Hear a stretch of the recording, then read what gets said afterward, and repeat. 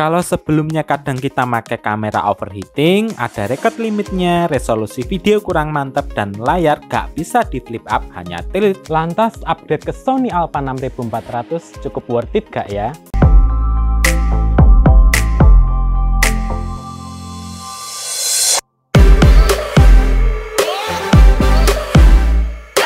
Impresi pertama kali pegang dan pakai ini kamera lebih kokoh dari Sony Alpha 6000, sekaligus lebih berat juga ternyata, apalagi ada kesan magnesium alloy di bodi, berasa memberikan kesan mewah dan profesional.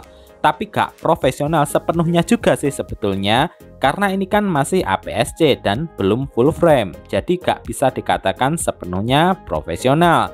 Cuma balutan magnesium alloy ini juga memberikan proteksi sekat cuaca, yang berarti di cuaca ekstrim dia bisa tahan. Tapi perlu diingat juga bukan waterproof ya. Dan ini beberapa poin kelebihan dari Sony Alpha 6400 yang tidak dimiliki oleh Sony Alpha 6000. Udah jelas 4K.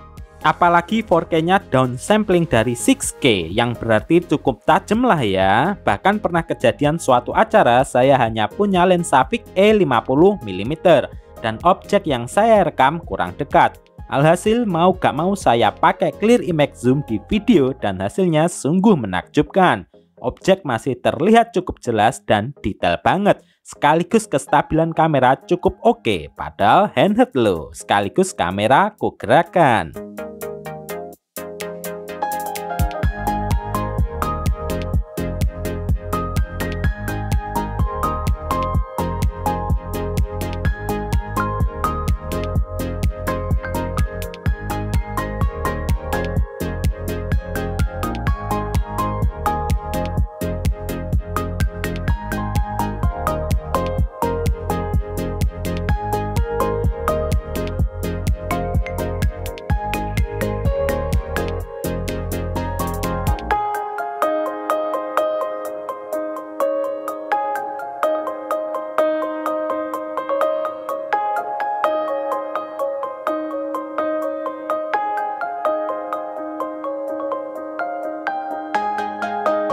No record limit.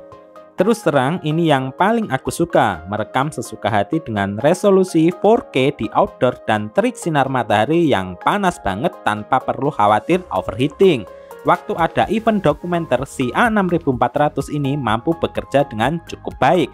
Perekaman benar-benar lancar dan gak ada stop and go. Kamera terus merekam sampai memori benar-benar habis penyimpanannya.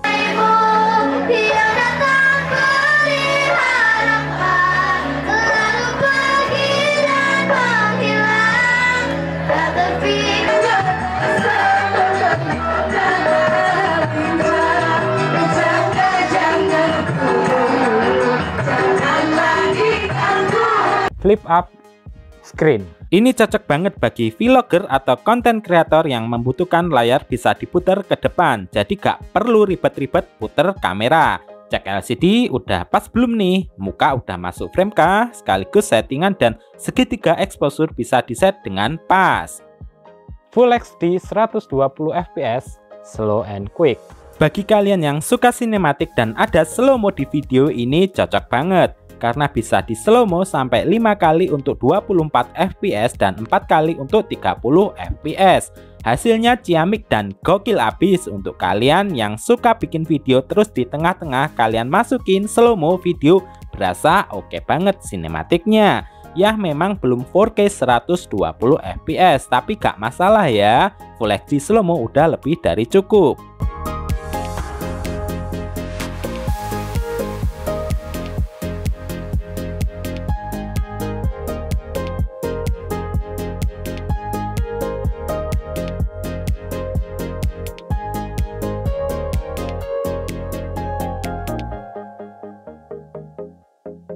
Autofokusnya cukup cepat, bahkan lebih cepat dari Sony Alpha 6000. Apalagi Sony Alpha 6400 memiliki contrast detection dan phase detection sebanyak 425 titik poin. Jadi gak perlu khawatir autofokusnya miss dan blur selama di frame. Sekaligus ada talk fokus di layar yang bisa untuk foto dan video, jadi gak perlu ribet-ribet geser-geser melalui D-pad. level monitor atau finder. Ya, ini memang terdengar biasa aja mungkin, cuma menurutku fitur ini membantu banget ketika kita nentuin posisi derajat objek yang kita foto, sudah presisi apa belum, atau bahkan malah miring. Kalau warna hijau berarti derajat kelurusan objek sudah pas dan gak miring. Beda kalau belum hijau berarti objek belum pas. Karena fitur ini gak ada di Sony Alpha 6000. Power save, start time. Fitur ini membantu banget kalau kalian males on-offin kamera. Karena secara tidak langsung ketika fitur ini di-on-kan, otomatis akan menghemat baterai. Selama kamera tidak kesentuh layarnya dan D-pad-nya tidak dioperasikan, otomatis akan sleep.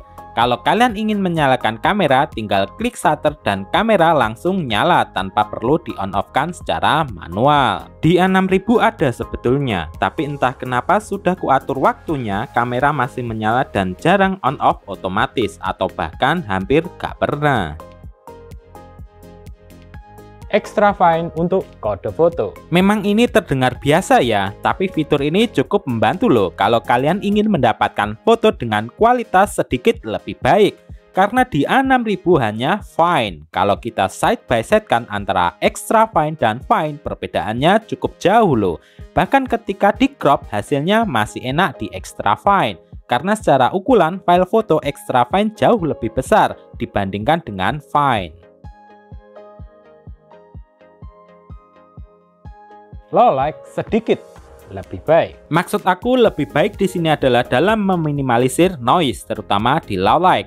Ini hasil low light video dari kedua kamera side by side dengan resolusi yang sama dan ISO dimulai dari 1000 tanpa editing apapun. Bisa dilihat Sony Alpha 6400 jauh lebih baik dalam meminimalisir noise dan lebih terang sedikit. Apalagi ISO maksimal di Sony Alpha 6400 mencapai 32.000.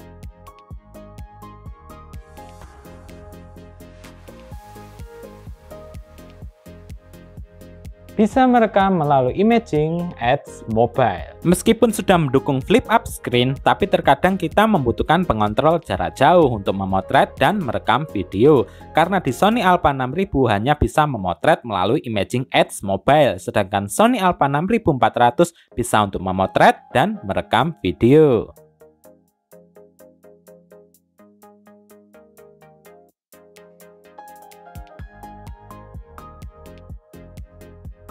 FPS Continuous Shooting. Berbeda dengan Sony Alpha 6000 yang mendukung burst mode high, di A6400 mendukung burst mode hingga high plus, meskipun sama-sama 11 fps. Dan ini kutes untuk membidik sebuah objek kendaraan yang bergerak cukup cepat, kurang lebih 40-50 km per jam dengan settingan shutter speed 1/400, f5.6 dan ISO 100. Buset, autofokusnya mampu melock objek dengan cukup jelas dan gak blur. Karena di Sony Alpha 6000 objek blur dan lock fokusnya terbatas. Dan ini ku coba lagi untuk kedua kalinya. Buset, memang mantap Sony Alpha 6400. Autofokusnya gokil, untuk burst mode gak bikin kecewa. Baterainya cukup irit. Memang aku akui ini baterai cukup kecil, NPFW 50, tapi kurasa kok cukup irit ya jika dibandingkan Sony Alpha 6000.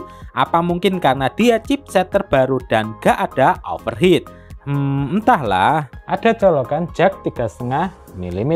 Ini berguna banget ya, terutama untuk video, agar suara yang dihasilkan lebih minim noise dan bisa jernih suaranya. Karena kalau hanya mengandalkan dari mic kamera, suara bising dari luar sudah ikutan masuk. Setelah ngomongin berbagai kelebihan dari Sony Alpha 6400, tentu saja ada kekurangan dari mic kamera. Dan berikut beberapa poin-poin kekurangan dari ini kamera. Tentu saja rolling shutter video. Buset, ketika kita merekam dalam format 4K 24 fps, rolling shutter berasa banget. Ketika kita pergerakan kamera, berasa banget goyangannya. Lebih tepatnya objek bergerak kayak jelly. Tapi ketika merekam dalam format Full HD 30 fps, rolling shutter lebih minim jika dibandingkan dengan 4K. Ini kurang cocok ya kalau kalian dalam penggunaannya terlalu banyak pergerakan. Aku kira rolling shutternya hanya di video, ternyata di foto ada rolling shutternya. Aku kira hanya di mode video, ternyata enggak guys. Di mode foto ada rolling shutternya. Objek belakang kayak jelly pergerakannya. Tapi ini berlaku hanya ketika memakai mode Brush High Plus dan Electronic Shutter On.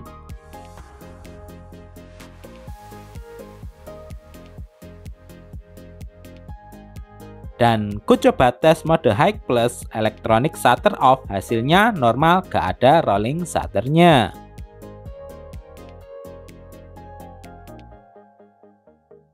LCD di bawah terik sinar matahari, kacau.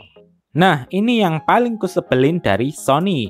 Entah mengapa LCD di bawah terik sinar matahari kacau banget. Hampir gak bisa nentuin exposure yang pas. Kalau gak pakai finder, bisa-bisa objek, kalau gak under ya overexposure. Kapasitas baterai cukup kecil. Untuk tahun 2023 ini NPFW 50 kurasa kecil kapasitasnya. Meskipun dalam penggunaannya dengan A6400 cukup irit. Terkadang kalau ada event atau dokumenter aku bisa sampai bawa 4 baterai. Tombol record kurang pas. Sampai detik ini, aku pakai ini kamera hampir tidak pernah nyentuh tombol record di A6400 karena udah aku satuin dengan shutter foto atau tombol C1. Terus terang kesannya record di samping kurang manusiawi banget. No eyepiece. Jadi ini kamera gak ada stabilizer di dalam bodi. Akan sangat merepotkan ketika kita merekam lensa yang digunakan tidak ada OSS atau stabilizernya. Bahkan ketika kita merekam sambil jalan menggunakan lensa kit yang ada OSS, entah mengapa goyangnya juga cukup berasa. Kesannya hampir sama aja, baik ada OSS dan gak ada OSS. Oke guys, ini tes kestabilan kamera dari Sony Alpha 6400, no eyepiece, hanya OSS. Gimana menurut kalian? Cukup stabil nggak nih kamera? Ini sambil jalan ya. Oke, terima kasih. Mengingat harga yang ditawarkan menurut aku cukup oke banget ya. Untuk body only dia dibanderol sebesar 11 jutaan, tapi bersama lensa kit dia dibanderol 13 jutaan. Lain lagi kalau ada promo, malah lebih terjangkau harganya. Jadi saran dari aku, kalau kalian ada budget lebih, ambil sekalian Sony Alpha 6400. Insya Allah 2 tahun atau 3 tahun ke depan nih kamera masih cukup worth it banget. Dan beberapa poin penting yang menurut aku perlu dipertimbangkan ketika ngambil nih kamera, seperti halnya udah 4K, flip up screen, no record limit, full HD 120 fps untuk slow and quick, dan tentunya kode foto udah extra fine. Dari beberapa poin penting itu tadi, tentunya ada kekurangannya juga dari nih kamera, seperti halnya rolling shutter baik foto dan video, kapasitas baterai yang cukup kecil, LCD di bawah terik sinar matahari kacau banget, dan no eyepiece, in body image stability. Oke, sekian review mengenai Sony Alpha 6400. Mohon klik tombol like jika Anda menyukai video ini dan klik tombol dislike jika Anda tidak menyukai video ini. Sampaikan di kolom komentar apa yang kalian ketahui dan apa yang kalian rasakan entah Sony Alpha 6400 atau Sony Alpha 6000. Tentunya enak dan gak enaknya. Saya pamit undur diri, and so thank you.